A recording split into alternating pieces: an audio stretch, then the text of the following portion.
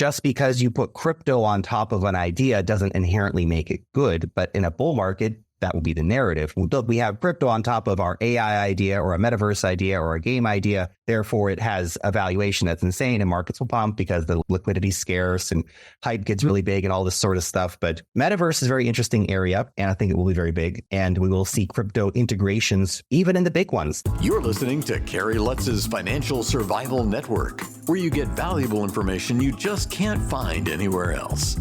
To thrive in today's trying times, you need the Financial Survival Network, now more than ever. Go to financialsurvivalnetwork.com and get your free newsletter and gift. Financial Survival Network, now more than ever. And welcome. You are listening to and watching the Financial Survival Network. I'm your host, Kerry Lutz. Hey, so you know I've been involved in the crypto space for years and years already. Over a decade.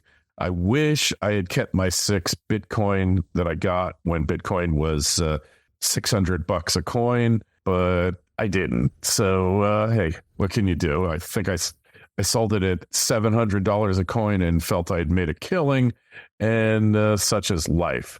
Well, person you're about to hear from makes his living off the crypto space, but he's not like any other of our crypto experts you've heard from before. Is very down to earth. He's got a newsletter, over 90,000 subscribers. That in itself tells you everything you need to know. His name is Lark Davis. Lark, it is great to have you on the show. Hey, so I got a question for you. You're in the crypto space. You weren't a kid saying, gee, when I grow up, I want to be into cryptocurrencies. Probably didn't even exist when you were a kid. How did you get into this space? Yeah, it's a great question. Well, a lot of what I do didn't exist when I was a kid. I was born in the mid 80s. So growing up in the 90s, we just got internet. I remember getting Vet TV back in the day, right? Those were special times of the internet. Oh, yeah. Back in the day when somebody had to be off the phone in order to use the internet at the same time. Show my age here. Crypto has been a very exciting space, and making content in crypto has been an absolute pleasure to do. Lots of challenges, of course, along the way. Wild. But I got into crypto content creation around the same time that I got into crypto investing. So I started investing in crypto first, bought my first Bitcoin, bought my first altcoins. And then I said, well, what's next? How do I get more involved in this space? And I started going down the rabbit hole, learning about things. And I found this application, which was called the Steam blockchain. And basically it was an early social media platform on the crypto space. You post stuff there, people up. I remember. Money. Yeah, you remember. So I started posting articles over there, and some of them did okay. And I started really getting into the idea of doing it. And of course, any ones that I posted on crypto got really popular over there and got nice upvotes. And so I started doing more of that content because I was super interested in myself. So why not? I started answering the questions that people are asking over there and trying to dive into these topics myself. And one thing led to another. I was like, man, it's taken a long time to write all these posts out. I'm just going to start recording videos and share my thoughts that way. YouTube channel started taking off, of course, because I hosted on YouTube. One thing led to another. And I didn't necessarily start out as I'm going to create a big business out of this, which has become now with the newsletter and the course sales and everything else that we're doing across the space. So we're making industrial levels of content right now. We're doing 144 shorts a month posted across 8 different social media accounts. And we're doing 20 live streams a month and 20 long form videos a month. Like we're trucking out content. Of course, now is the time, but it never started off with the intention of going in that direction. But the more I got involved in the space and the more I got sort of red pilled on crypto, I decided that's it. This is what I want to do. And in November of 2017, a month before the all-time high, I quit my day job, went all out in crypto. 2018, I started questioning that decision during the bear market, of course, but I said, no, this is going to be big. Bitcoin's not going away. The crypto space is not going away. This is a once in a lifetime opportunity, akin to being early to the internet stuff back in the 90s or the early 2000s. I said, I got to go all into this. And this is what I've done since then, going all in on crypto. I love it. Great story. Hey, so state of crypto now, Bitcoin, Ethereum, few others. I mean, why do we need 2,500 different cryptocurrencies? And they're not currencies, but that's the name they've gotten. It's a great question. The vast majority of cryptocurrencies are relatively superfluous, but we're also seeing huge competition. Now, we can really break things down. We have Bitcoin, which is in its own unique category, essentially, and that's a whole conversation of itself. But we start looking across the rest of the cryptocurrency space. You have early movers, you have things like Ethereum and the ecosystem building out around that. And you have competition to be number 2, 3, 4, 5. Now, you might look at the smartphone space and go, well, Apple makes iPhones and they're great, so why would we need any other iPhone or any other mobile phones? People like choices, right? My guess is that we're probably going to have 4 or 5, within a decade, we're going to have 4 or 5 blockchains that capture 90% plus of the users and value in the crypto space. We're already starting to see winners starting to form up. Doesn't mean new competitors can't come in and make a big impact and be one of the big ones. But in general, we're going to see a huge consolidation of money and resources into a very small space in the crypto area.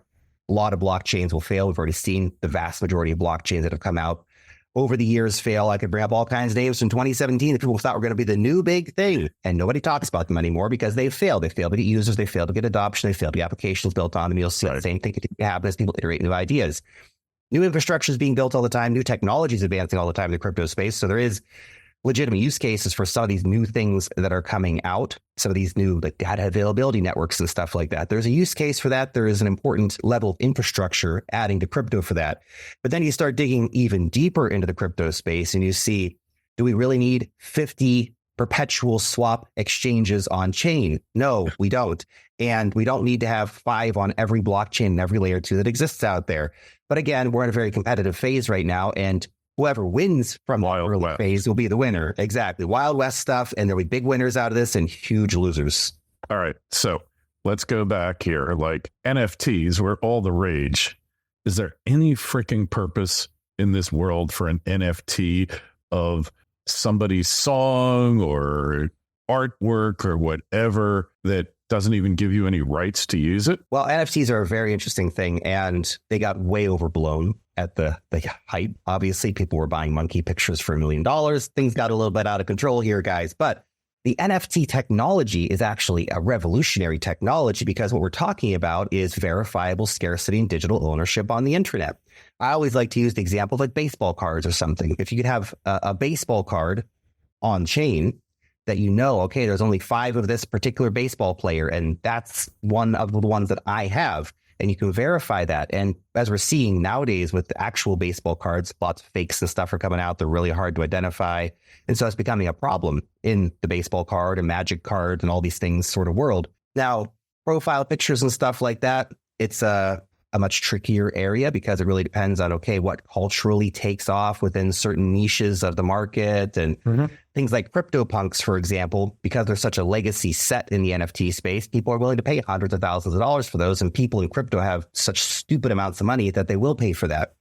But that's just sort of the surface level of NFT technology. When you start diving down into it, there's huge applications in like the gaming space, for example, being able to own your in-game assets and trade them and have proof of where they've been. Okay, John, the famous video game player, played with this in this big video game tournament, and I want to own that because he's selling it now, and I can own that piece of history because it's important to me, which may not be important to us, but it's going to be important to somebody.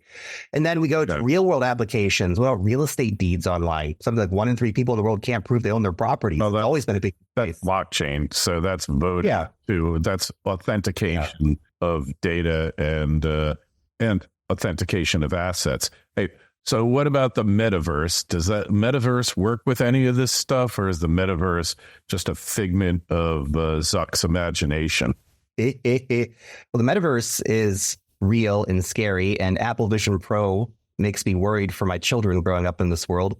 I want to see them when they're adults, not have them plugged into the metaverse. I want to visit my kids in the metaverse, but unfortunately not happen.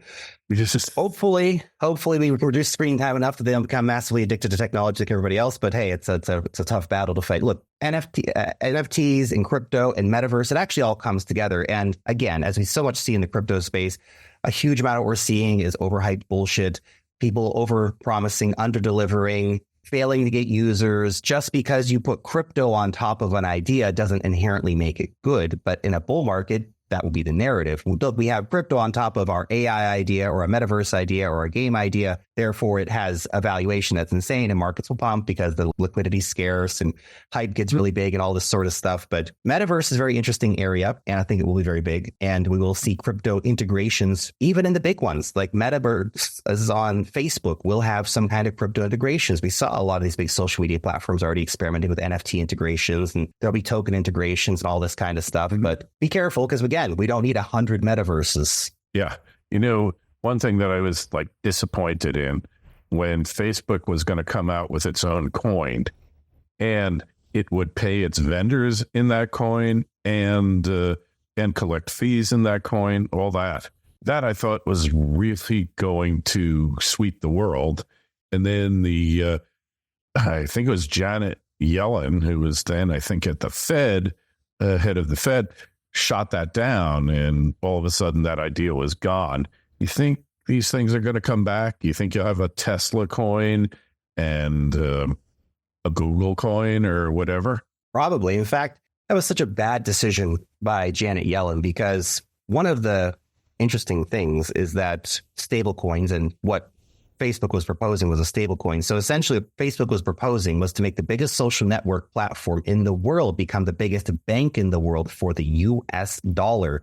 And they're so dumb in Washington that they couldn't see this is a massive win for us. We're going to extend the dominance of the dollar by decades here, because everybody uses Facebook and everybody's getting paid in dollars on Facebook, and it's going to be huge for us. Instead, they shut it down. It was a massive win. American company with an American dollar stablecoin, biggest social media network in the world. Dinosaurs in Washington just couldn't see it. Yeah. And their logic for doing it made no sense. You know, money laundering, man, nobody tracks you more than Facebook. So every coin that was going to be generated would easily be traceable and whatever else. It would give them a way head start, and maybe even eliminate the need for CBDCs. Yeah, it would have had a kill switch attached to it. It would have been perfect. Not that I'm not a big fan of it, but from the perspective of the government, it would have been a perfect tool, but they just can't see it. They're so stuck in their ways of banking infrastructure from the 1980s works great, guys. Well, you got to protect the Federal Reserve, which is owned by the big banks. Yeah, we go through times where they're blatantly furthering the interests of their shareholders, and then other times where it's not as clear, but they always do have that in mind. They always serve their master. So what about CBDCs? CBDCs are scary, and they're coming without a doubt. Make no mistake, they're going to bring them. And I know there's been some China's got them certain already, politicians. Right? China's already rolling them out. They've been testing them for years, and it's going to become very mainstream there very soon. And all I have to ask to get people to understand the terror of CBDCs is, do you trust your government? And almost unequivocally, the answer is no. So if you don't trust your government, then why would you give them a tool that they can shut off your money at any time you want? If you say something wrong on Facebook or your social credit score plunges for no reason that you know of. That's right. Right? You've flown on a plane so many times this year. You're not allowed to buy any more plane tickets because we have to protect the environment. Sorry. Yeah, right. You're not allowed to buy this bottle of vodka today because we think you've been drinking too much this month. And if that sounds crazy, China's already doing it. If you're not going to roll it out in the West, then you haven't been paying attention. Yeah, it's definitely a means of tyranny. And who knows, maybe it's the mark of the beast. In the Revelation, it said that in order to do anything, you would have to have a number, right? And maybe it's it. Everyone's going to have a number. What's interesting, too, about CBDCs, we think about the very high level stuff like, okay, they can turn off your money. They already can do that to some extent. But turning off your money is just the tip of the iceberg. They can immediately tax your money. So they immediately take tax out and just immediately straight into the government coffers. But what about this? What if they set expiry dates on your money? This was really scary. Point. So if you have 90 days to spend your money, so you have to spend it. You can't save. The deal is, like, the economy is not doing good. So they say, hey, here's $1,000 worth of CBDC, but you got to use it in the next 30 days. We're trying to stimulate the economy, guys. Right. And just the means, the nefarious possibilities that it opens up, it's 100% going to be rolled out in the crisis too. Yeah. So, what's your feelings about precious metals? Is that a barbarous relic, or does it still have a role in our digital world? It's interesting. I've got gold and silver. I like precious metals. I enjoy the collecting aspect, like getting the coins and the bars, and it's fun. Sure. That being said, gold compared to Bitcoin, for example, has been a massive underperformer. And if you like gold, then you're really going to love Bitcoin because it's got a lot of the same properties, just with more volatility. It's an earlier asset, it's a younger asset. And you think about the general use cases for why you're holding gold. You're holding gold because you want to protect your value. And Bitcoin also protects your value with more volatility. You can't look at it day to day, week to week, month to month even. You have to understand a multi-year period on it. Any of the Bitcoin that I've bought in basically the last 7-8 years is in profit now. Sure. And I know we've had a big run recently, but even recently, even when the price was at like $30,000, I was still in profit on my Bitcoin because I've just been consistently adding to that position over time. And it's got a lot of features that make it more interesting, of course, than gold. We know the verifiable supply of Bitcoin. We can send Bitcoin anywhere in the world. Try to take $10 million of gold across a border with you. Good luck. Good luck. It's got to be hard. Take $10 million in Bitcoin. Easy. Okay, so the government has these restrictions. Like, if you can leave the country with $10,000 or more, but you have to report it. And if you don't, and they find out, they'll confiscate it, and it's a whole mess. But with Bitcoin, you just have your wallet, and hey, your wallet's accessible wherever you are. So it really impinges upon the government's potential for control. There's other aspects. I don't want to get into it now with the nodes, the weakness of the basic Bitcoin architecture that makes it possible for governments to do things. But we'll save that for next time. In the meantime, Lark, how do we find you? How do you subscribe to your newsletter and Twitter and all that good stuff? You can just find me, look up Lark Davis on YouTube or Twitter. You'll find me. Make sure you just get the verified account on X. A lot of impersonators out there. And if you want to check out our newsletter, it's a great alpha pack newsletter. We try to give you as much news and airdrop info and NFT info and all that kind of stuff, depending on your risk levels in the space. Every single week, you can find it at thewealthmastery.io. All right. And the link to that is in the show notes to this interview on financialsurvivalnetwork.com. So just go there and click it while you're there. Sign up for your free newsletter as well. And Lark, been a total pleasure. Really, what I really like is I can see your understanding of the crypto space, very deep, very profound, and yet you're able to express it in bite-sized nuggets that many of you out there are looking for, but can't find someone who has the ability to do it. So, hey, I'm a subscriber now. I suggest everybody out there subscribe, go for the premium, not that much money. It'll definitely be worth your while. I think this is one of the best ways, Lark, to keep track of this space in ways that people who are not technically oriented, who you don't have the technical tools to understand all this, it's really a plus. So appreciate you coming on. Any questions, comments, KL@kerrylutz.com. We will get you an answer quick. Lark, we'll talk to you again soon. You're a regular on the show now. Thanks for stopping by. Thank you. Thanks for listening to Kerry Lutz's Financial Survival Network, your solution to today's trying times. For the latest, go to financialsurvivalnetwork.com. Financial Survival Network, now more than ever.